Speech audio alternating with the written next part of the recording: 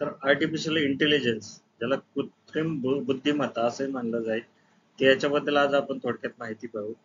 त्याला भविष्य बदलणारी मानवी विचारशक्ती असलेली यंत्रणा असो म्हणता येईल. एआय म्हणजे अशी संगणक प्रणाली जी माणसासारखे विचार, निर्णय आणि शिकण्याची क्षमता ठेवते. एआय म्हणजे संगणक प्रणाली म्हणजे कम्प्युटिंग सिस्टीम जी ह्युमन सारखी थिंकिंग, त्याच्याबरोबर डिसिजन आणि लर्निंगची पॉवर ठेवते. म्हणजे जसं मानवी मेंदू काम करतोय तसे प्रकारे काम करण्याचं प्रयत्न आर्टिफिशियल इंटेलिजन्स द्वारे होऊन जातो. तर सोप्या भाषेत सांगायचं गेलं तर मानवी मेंदूचं अनुकरण करणारा संगणक म्हणजे AI. म्हणजे आपण जसे आपल्याकडे जो डेटा आहे त्याचा विचार करून पुढचे डिसिजन घेतो, त्याप्रमाणे ही सिस्टीम डेव्हलप केलेली आहे. त्याला आपण आर्टिफिशियल इंटेलिजन्स म्हणतो. उदाहरणार्थ तुमच्या मोबाईलचा फेस अनलॉक करणं. आपल्याकडे आधीच्या आपण फेस चे जे काय आहे ते रेकॉर्डिंग करतो, तो फेस तो लक्षात ठेवून बरोबर त्या पद्धतीने अनलॉक करण्याचं काम ही सिस्टीम करते. त्याच्यानंतर चॅट जीपीटी सारखे काही चॅट बोट्स आहेत, ज्याच्यामध्ये तुम्ही तुमचे प्रश्न मांडता, त्याच्याशी चॅट केल्यासारखं. म्हणजे जसं एखाद्या मित्राला आपण काही प्रश्न विचारतोय तो त्याची उत्तरं देतोय, त्या प्रकारे चॅट जीपीटीचा उपयोग केला जातो. त्याच्याबरोबर गुगल ट्रान्सलेट असेल, सगळे काही यावर आधारित आहे. जिथे तुम्ही काय करू शकता, म्हणजे एक ह्युमन मेंदू, मानवी ब्रेन जसं काम करतो त्याप्रमाणे त्याचा वापर करू शकता. सो हे झालं आर्टिफिशियल इंटेलिजन्स म्हणजे काय. आता थोडक्यात परिचय द्यायचा गेला तर आपण जेव्हा बोलतो तेव्हा मोबाईल उत्तर देतो. तुम्ही बघितलं असेल, तुम्ही तुमचं व्हॉइस रेकॉर्डिंग असेल किंवा गुगल असिस्टंट मध्ये ज्यावेळेस तुम्ही बोलता त्यावेळेस तिकडून उत्तर येतं. जसं की हाय सेरी वगैरे ज्यावेळेस तुम्ही बोलता त्याला तुम्हाला काही ना काही रिप्लाय येतो. युट्यूब आपल्याला आवडते व्हिडिओ सुचवतो. म्हणजे आता तुम्ही एक व्हिडिओ पाहिला, समजा तुम्ही सॉन्ग पाहिलेलं, तर तुमच्या सॉन्गच्या रिलेटेड दुसरं सॉन्ग असेल किंवा तुम्ही एखादं एज्युकेशनल व्हिडिओ पाहिला, तुम्ही कोणता पॉलिटिकल व्हिडिओ पाहिला, त्याच्या रिलेटेड व्हिडिओ दाखवण्याचं काम युट्यूब आपल्याला करतं. आणि हे एक एआयचंच एक उदाहरण झालेलं आहे. तर आणि कार स्वतः चालते, ऑटोमॅटिक कार सगळ्यांनी पाहिलेली, ह्याला पण एआयचं तंत्रज्ञान वापरलं जातं. हे सगळे जे काही बदल आपण आजच्या काळात पाहतो ते सगळे शक्य आहेत आर्टिफिशियल इंटेलिजन्स मुळे. आता एआय खूप चर्चेचा विषय आजकाल, कारण की एआयचा म्हणजे आर्टिफिशियल इंटेलिजन्स मुळे काम जाणार आहे, लोकांच्या जीवनावर खूप परिणाम होणार आहे, खूप लोकांचे करिअर बंद होतील अशा प्रकारचं भवितव्य प्रेडिक्शन केलं जाते. 2030 मध्ये असे काही करिअरचे ऑप्शन आहेत ते कदाचित बंद होऊ शकतात असंही म्हणलं जाते. कारण की मोबाईल किंवा हे आता जे एआय चे टूल्स आलेले आहेत त्याच्याने डायरेक्ट गाणी रेकॉर्डिंग केली जाऊ शकतात. एखाद्या ओरिजिनल कंपोजर सारखे गाणे आजकाल एआय तंत्रज्ञान तयार करून द्यायला लागलेले आहेत. तुम्हाला एआय टूल वापरून कोणत्याही गोष्टी तयार करतात. म्हणजे ह्युमन जे क्रिएटिव्ह वर्क करत होतं तेही वर्क एआय मध्ये खूप सहजरित्या करता येते. त्याच्यामुळं एआय हा खूप डेंजरस असू शकतो. मग आता आपल्याला ह्याच्याबद्दल हाच बघायचं आहे की आर्टिफिशियल इंटेलिजन्सचे फायदे, ह्याचं स्वागत झालं पाहिजे का ह्याला विरोध झाला पाहिजे. कारण की दोन प्रकारचे सुरू म्हटलेले आहेत. ज्यावेळेस कम्प्युटर पण मार्केटमध्ये आले होते त्यावेळेस पण असंच झालं होतं की कम्प्युटर आल्यामुळे माणसाचं काम बंद होईल. पण जसं ते कम्प्युटर आले तसं जीवनात थोडेसे बदल झाले आणि चांगले बदल झाले. आर्टिफिशियल इंटेलिजन्सचं पण थोडं त्याच प्रमाणात आहे. जर का आर्टिफिशियल इंटेलिजन्सचा जर चांगला वापर केला गेला तर मात्र चांगले बदलही घडू शकतात. सो त्याचे तोटे फायदे दोन्ही गोष्टी आपण या व्हिडिओमध्ये पाहणार आहोत. तर सुरुवातीला तुम्हाला तुमच्या लाईफ मधले हे काही मिळते जुळते उदाहरण असतील त्याच्यावरून तुम्हाला आर्टिफिशियल इंटेलिजन्स काय हे समजलं असेल की ते ऑटोमॅटिक स्वतः डिसिजन घेते. आपल्याला ते काही करायची गरज नाही आणि आपल्याला जसं पाहिजे तसं युट्यूबला जे पुढचा व्हिडिओ आपल्याला अपेक्षित आहे त्याने काय होतं तुमचं ते इन्व्हॉल्वमेंट वाढत जाते. सो हा एक थोडक्यात परिचय झाला. तर एआय म्हणजे काय. एआय म्हणजे मी जसं सांगितलं, एआय म्हणजे अशी संगणक प्रणाली जी मानवासारखी विचार, शिकण्या, निर्णय घेण्याची क्षमता ठेवते. म्हणजे आर्टिफिशियल इंटेलिजन्स मध्ये आपल्याला तिथे खूप इनपुट देण्याची गरज लागत नाही. ते आपल्या थोड्या इनपुट वर स्वतःच काय ते जनरेट करते. जसं की तुम्ही फेस अनलॉकचं पाहिलेलं आहे, की तुम्ही फक्त फेस दाखवला की ते आपोआप पुढची प्रोसेसिंग कम्प्युटिंग सगळं बॅकएंडला होऊन तुम्हाला मोबाईल अनलॉक होऊन जातो. चॅट जीपीटी काय, चॅट जीपीटीला तुम्ही प्रॉम्प्ट दिला, एखादी कमांड दिली की प्रिपेअर, ते बॅकएंडला सगळं करते. त्याच्यामध्ये जो काही डेटा आहे त्या डेटाचा यूज करून चॅट जीपीटी आपल्याला आन्सर पण देतं, काय प्रिपेअर करायचं असेल तर त्या गोष्टी पण आपल्याला तिथे मिळून जातात. त्याचबरोबर गुगल ट्रान्सलेट आहे. गुगल ट्रान्सलेट तसंच आहे. तुम्ही समजा एखादं भाषा असेल ते ट्रान्सलेट म्हणजे एक मराठी शब्द आहे तो इंग्लिश मध्ये पाहिजे असेल तर हे ते एआयचा वापरच करून ते ऑटोमॅटिकली कन्वर्ट होऊन तुम्हाला मिळतं. हे सगळं मग ह्याने थोडासा आपल्याला फायदाच होते. कारण बऱ्याच गोष्टी तुम्हाला आयत्या म्हणल्यासारख्या ह्या टेक्नॉलॉजीमुळे मिळून जातात. सो एआयचा मीनिंग अशा प्रकारे घेतला जातो. आर्टिफिशियल इंटेलिजन्स त्याला म्हणलं जातं. कृत्रिम बुद्धिमत्ता सुद्धा त्याला म्हणू शकतो आपण. एआय चे मुख्यतः 3 प्रकार आहेत. Narrow AI, general AI, super AI. हा व्हिडिओ आपण जरी शॉर्ट मध्ये बनवत असेल तर प्रत्येक टॉपिक वर आपण एक नवीन व्हिडिओ बनवणार आहे. कारण की आर्टिफिशियल इंटेलिजन्स वर खूप सारं काम चालू आहे. त्याच्यामध्ये खूप डेप्थ आहे. हा विषय जेवढा समजून घेण्यात येईल तेवढा आपल्याला 5 वर्षांनी याचं जग दिसणार आहे. जी लोक आज स्वतःला क्रिएटिव्ह समजतायत, जे लोक आपल्याला काहीतरी वर्क करतात त्याला जर एआय ने रिप्लेस केलं तर उद्या खूप मोठा बदल घडण्याची शक्यता आहे. त्यामुळे आर्टिफिशियल इंटेलिजन्स समजून घेणं हे प्रत्येकाचं कर्तव्य किंवा एक गरज आहे. तुम्ही आर्टिफिशियल इंटेलिजन्स समजून घेतलं, त्याचा वापर करायला शिकले तर आयुष्यात खूप सारा बदल होतो. त्यामुळं खरं तर हे सगळ्यांनी शिकलं पाहिजे, असं इतरांनाही शिकवलं पाहिजे. कारण की जग बदलल्यानंतर जसं की कम्प्युटर काही काळापूर्वी काही जणांना आवडत नसतील, नकोसे वाटत होते, पण ती टेक्नॉलॉजी आत्मसात करावी लागली.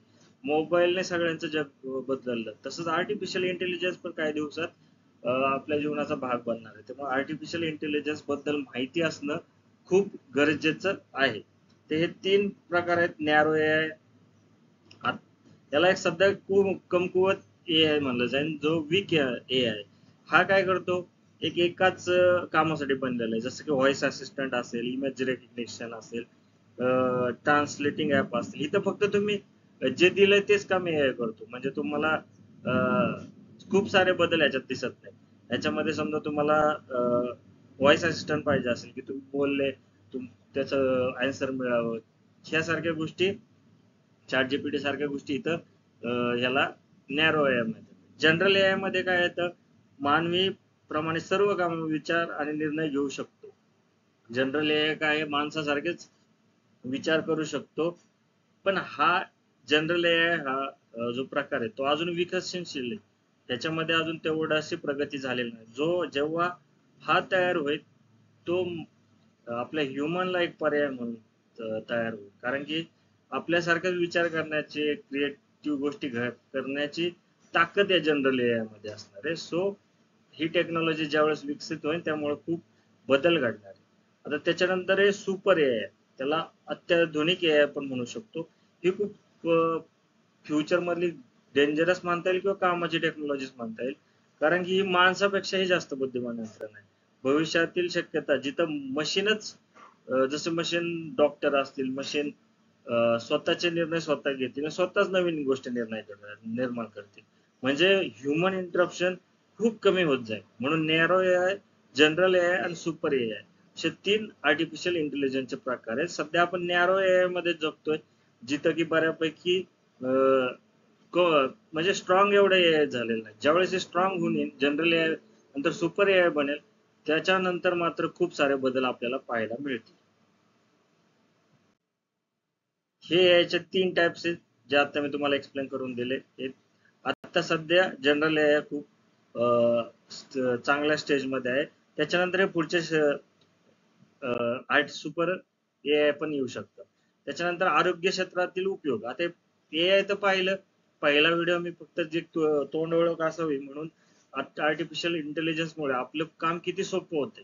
त्याच्यासाठी काही आपले जवळचे क्षेत्र आहेत जिथं आपण डायरेक्टली कनेक्टेड आहे. त्याच्यामध्ये आर्टिफिशियल इंटेलिजन्सचा कसा उपयोग होतो, आणि AI तिथं कसं वर्क होतं ह्यासाठी काही उदाहरणं घेतलेली आहेत. त्याच्यामध्ये मेडिकल फील्डमध्ये रोग ओळखणे आणि उपचार सुचवणे याच्यासाठी आर्टिफिशियल इंटेलिजन्सचा सध्या उपयोग होतो. कारण की हे प्रेडिक्शन, डाटा अनालिसिस, त्याच्यानंतर डाटावर जी प्रोसेसिंग केली जाते त्याच्यानुसार हे खूप सोपं होऊन जातं. म्हणून रोग ओळखण्यासाठी आणि उपचार पण सुचवण्यासाठी दिलेल्या गोष्टीमध्ये आता तुम्ही समजा एक विचार करा, डॉक्टर आहे, डॉक्टर समजा आपल्याला तीच गोळी देत असेल, म्हणजे ताप असेल तर तुम्हाला ती पॅरासिटामॉल देणं वगैरे, तर ह्या गोष्टी जर त्याच याने होत असतील तर अशा गोष्टीची एक डाटाचा अभ्यास करून त्याच्यावर अभ्यास करून त्याच्यावर उपाय सुचवतो, उपचार सुचवतो. म्हणून एक जे ठरलेल्या गोष्टी ते याच्या उपयोगाने खूप सोप्या होऊन जातात. एक्सरेचं आणि MRIचं विश्लेषण पण AI करून देतं. त्याच्यामध्ये तो रिपोर्ट काय, त्याच्यामध्ये काय सांगितलेलं गेलेलं आहे, या सगळ्या गोष्टी इझिली AI द्वारे तुम्हाला समजू शकतात. तसेच आता AI चा वापर आपले जे औषध संशोधन आहेत, म्हणजे आता मध्ये कोविड आला होता त्याच्यामध्येही याचा खूप फायदा होऊन गेला. तर सांगायची गोष्ट की मेडिकल फील्ड मध्ये AI चा वापर खूप महत्वाचा ठरत आहे. तर वाहतूक आणि उद्योग या क्षेत्रातही AI खूप महत्वाचं ठरत आहे. सेल्फ ड्रिव्हन कार टेस्ला आता आलेली आहे, ती कार सगळ्यांनी पाहिली असेल. तर सेल्फ ड्रिव्हन कार आता मार्केटमध्ये येत आहेत, ज्याच्यामध्ये ड्रायव्हरचीच गरज लागणार नाही, ऑटोमॅटिक ती कार चालणार आहे. सो ते एक AI मुळे सोपं होऊन जाईल. त्याच्यानंतर ट्रॅफिक नियंत्रण करण्यासाठी आता सध्या खूप कष्ट घ्यावे लागतात. ट्रॅफिक पोलीस असतात, बऱ्याचशा यंत्रणा तिथे कामाला लागतात. सिग्नल्स असतात, सिग्नल्स मध्ये पण खूप ड्रॉबॅक्स असतात. तर ट्रॅफिक नियंत्रण मध्ये याचा वापर होतो, त्यानेही खूप फायदा होतो. त्याच्यानंतर मॅन्युफॅक्चरिंग सेक्टर मध्ये उत्पादनात रोबोटिक मशीन वापरल्या जातात आजकाल कंपनीमध्ये, त्यानेही एक स्पीड येतो. स्पीड आलं त्याच्या प्रोडक्शन वाढतंय, फायदा वाढतोय. या सगळ्या गोष्टी कशामुळे येत आहेत, तर जे AI तंत्रज्ञान आर्टिफिशियल इंटेलिजन्सचा वापर केल्यामुळे एक स्पीड आणि आपल्या जीवनात वेग येण्यासाठी ह्याचा उपयोग होत आहे. तर बँकिंग आणि दैनंदिन जीवन आता फ्रॉड आणि स्कॅम या गोष्टी आता खूप चाललेल्या आहेत. त्या डिटेक्ट करण्यासाठी याचा वापर खूप चांगल्या पद्धतीने होऊ शकतो. त्याच्यामुळं बँकिंग आणि दैनंदिन जीवनात त्याचा फायदा होतो. फ्रॉड डिटेक्शन, व्हॉइस असिस्टंट, पहिल्या सुरुवातीला युट्यूब आणि नेटफ्लिक्स रिकमेंडेशन, जसे तुम्ही बघत जाताल तुमचा डाटा सेव्ह होत जाईल, त्याच डाटा रिलेटेड तुम्हाला सुचवलं जाईल. हा एक दैनंदिन जीवनातला तुम्ही पाहताच आहे. गुगल मॅप सगळ्यांना माहिती आहे, गुगल मॅप मध्येही AI टेक्नॉलॉजीज वापरलेली आहे, जिथे तुम्ही डाटा नुसार आपल्याला सजेशन दिले जातात. हे सगळे टेक्नॉलॉजी आपण दैनंदिन जीवनात वापरतो. शिक्षणातील उपयोग काय, पर्सनलाइज लर्निंग. जर प्रत्येकाला आता AI चा वापर करून पर्सनली लक्ष घालण्याचे लर्निंग करता येते. त्याच्याबरोबर AI चॅटबॉट्स डाउट सॉल्व, म्हणजे आता चॅट जीपीटीला तुम्ही काही प्रॉम्प्ट टाका, ते तुम्हाला त्याचे आन्सर देते. तुम्हाला हवी ती गोष्ट त्याच्या मदतीने करता येते. म्हणून हे चॅटबॉट्स खूप महत्वाचे ठरत आहेत. त्याच्यानंतर ऑनलाईन एक्झाम अनालिसिस, म्हणजे तुम्ही एक्झाम कंडक्ट करू शकता ऑनलाईन, त्याचं अनालिसिस पण करू शकता. ज्या गोष्टीसाठी एक मॅन्युअल सिस्टीमची गरज पडत होती, त्याच्या जागी एक AI टेक्नॉलॉजी आल्यामुळं खूप फायदा होत आहे. आणि एक पर्सनल ट्रेनिंग किंवा वैयक्तिक शिकवणी पण आपण याच्यानुसार करू शकतो. आता भविष्यात AI चं काय होणार? आता बरेच जण म्हणतात की AI मध्ये नोकऱ्या जाऊ शकतात. पण आर्टिफिशियल इंटेलिजन्स मुळे फक्त आपलं काम सोपं होत नाहीये, तर नव्या नोकऱ्या करिअरच्या संधीही निर्माण होणार आहे. त्याच्यामध्ये कोणत्या संधी असतील, तर AI इंजिनियर, त्याच्यानंतर data scientist, machine learning expert, AI trainer, या क्षेत्रात लाखो नोकऱ्या निर्माण होणार आहेत. खरं तर एक गोष्ट लक्षात घ्या, कारण की ही टेक्नॉलॉजी जर तुम्ही शिकली आणि त्याने जर कामाचा वेग वाढत असेल, जीवनात चांगले बदल होत असतील, तर तुम्हाला नोकरी त्याच सेक्टर मध्ये मिळत जातील. नोकऱ्या जातात कोणाच्या, जे नवीन टेक्नॉलॉजी चा अभ्यास करत नाही किंवा ती शिकत नाही, त्यांच्यासाठी नोकऱ्या जाण्याची शक्यता असते. पण ह्या टेक्नॉलॉजी ज्या अवगत करून घेतील त्यांना त्यांच्यासाठी पुढे संधीच आहे. त्यामुळे AI ला विरोध नाही, आणि AI सोबत चालणं गरजेचं आहे. कारण की आर्टिफिशियल इंटेलिजन्स तुम्हाला एक स्टेप अहेड घेऊन जात आहे. भारतात सध्या आर्टिफिशियल इंटेलिजन्स वर खूप काम चालू आहे. स्मार्ट सिटी प्रोजेक्ट्स असतील, त्याच्यानंतर खूप वेगाने आपण digital India smart city project, नंतर आरोग्य सेवा आणि शेतीतही याचा वापर करतोय. उदाहरणार्थ तुम्हाला द्यायचं झालं तर शेतकऱ्यासाठी हवामानाच्या अंदाजासाठी AI चा वापर केला जातोय. सरकारी हेल्पलाईन वर AI आधारित चॅटबॉट्स तयार केलेले आहेत, जिथे तुमच्या प्रश्नांची उत्तरं तुम्हाला मिळून जातात. आणि काही शैक्षणिक ऍप्स आहेत, त्याही आता सध्या इंडियामध्ये अवेलेबल आहेत. ते AI मुळे ह्या ह्या तिन्ही सेक्टरला त्याचे फायदे होत आहेत. सो निष्कर्ष काय आहे, तर AI म्हणजे फक्त तंत्रज्ञान नाही, तर ती भविष्याची भाषा आहे. आता बऱ्याच लोकांना AI म्हणजे खूप डेंजरस वाटतंय, लोकांच्या नोकऱ्या जातील वाटतंय, AI ह्युमनला रिप्लेस करेल असं वाटतंय.